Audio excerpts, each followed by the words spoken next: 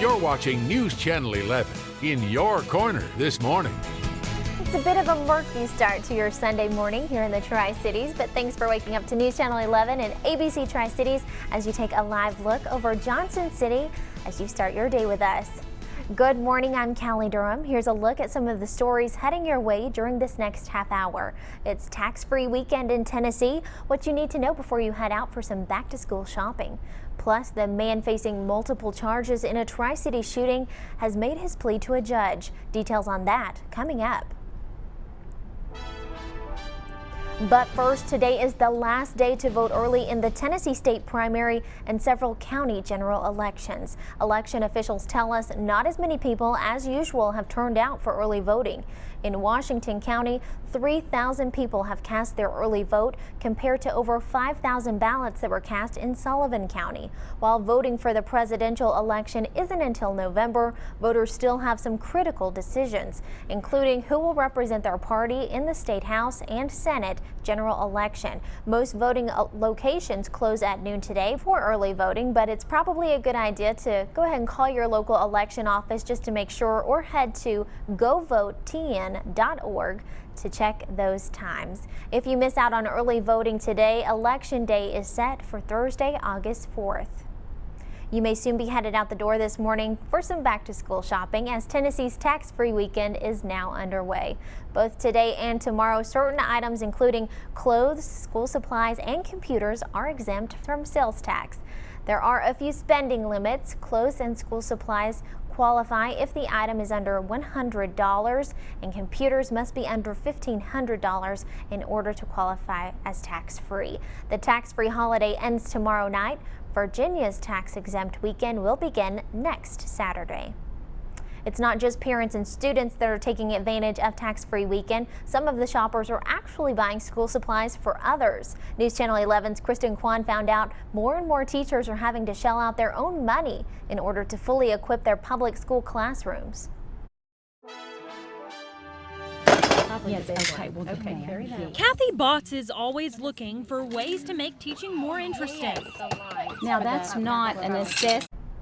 Now, while teachers say they spend a lot of money out of their own pockets, many parents also pitch in to help with those classroom needs. Coming up in August, a new DMV traveling kiosk will make its way to our region. The Virginia Department of Motor Vehicles says 5 mobile service centers will travel through Roanoke and Southwest Virginia. Each mobile station provides all the transactions of a DMV. The DMV To Go Mobile has a scheduled stop for Abingdon, Virginia on August 29th. And a new urgent care clinic will be opening in Bristol, Tennessee. Wellmont will open its second urgent care center in the city on August 1st. The new facility will be located on West State Street. It will feature 12 patient exam rooms, x-ray facilities, and a lab. Wellmont says the new facility will complement their Volunteer Parkway location. The urgent care centers are open from 8 in the morning until 8 in the evening. Lakeem Scott, the man facing more than a dozen charges in relation to a deadly shooting in Bristol, Tennessee, appeared in court for the first time on Friday. Scott faced a Sullivan County judge after recovering from gunshot wounds. State agents tell us that Scott fired at people, businesses, and police on Volunteer Parkway on July 7th. Police say they had to shoot Scott in order to stop him. Earlier this month, a grand jury indicted Scott for first-degree murder, 7 counts of attempted first-degree murder, and using a gun while committing a serious crime. Scott pleaded not guilty to all those charges. The judge could set a trial date at Scott's next court appearance. That's also when District Attorney General Barry Staubis says he will announce whether he's seeking the death penalty, life without parole, or life in prison. One local food truck will be absent from streets until investigators find the person who stole it from a Johnson City parking lot. The search for the Noli Napper is generating a buzz across the community. It's actually one of our most shared stories on our WJHL Facebook page. Johnson City police say early Friday morning, someone hitched the Noli food truck to an SUV and drove away. The theft was all caught on camera, and now Johnson City Police are hoping someone will come forward with information that could help solve the case. The owner, Jason Howe, says he's put more than $50,000 into this business. If you have any information about the case, you're asked to call Crime Stoppers at the number you see there on your screen. And we're just 46 days away from the battle at Bristol, where the Virginia Hokies will take on the University of Tennessee Volunteers at Bristol Motor Speedway. Many are already planning their tailgate parties, including one right here in Johnson City. It's going to be called the Bootleg Bash.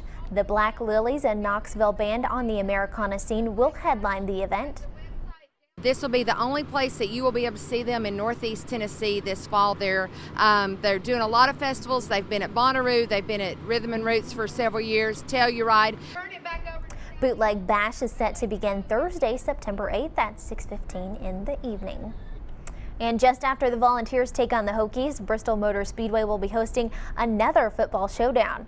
ETSU will face Western Carolina University at the Bucks at Bristol game. Kickoff is set for 1:30 on Saturday, September 17th. This will be the Bucks' second season since returning to the gridiron. Tickets for the Bucks at Bristol game are available online now, starting at $25 a ticket. For more information, just visit bristoltix.com. And over 3 years after a tragedy that shook our nation, the Sandy Hook community is still on the path to healing. After the break, we'll take a look at how returning to school this year marks a big step on that path.